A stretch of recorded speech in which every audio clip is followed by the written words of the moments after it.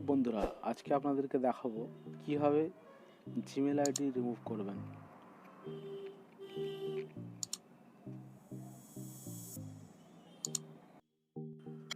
প্রথমে আপনাকে চলে যেতে হবে ফোনের সেটিংসে। সেখানে যাওয়ার পর দেখতে পাবেন একটি অ্যাকাউন্ট বলে অপশান থাকবে।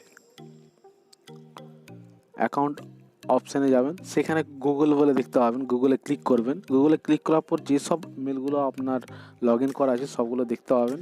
তারপর যে মেলটি আপনি রিমুভ করতে চান তার নিচে যাবেন মোর অপশানে, সেখানে রিমুভ অ্যাকাউন্ট বলে একটা অপশান পাবেন। সেখানে ক্লিক করলে আপনার জিমেল আইডিটি রিমুভ হয়ে যাবে। আরও নতুন নতুন ভিডিও পাওয়ার জন্য চ্যানেলটি সাবস্ক্রাইব করে রাখুন। ধন্যবাদ।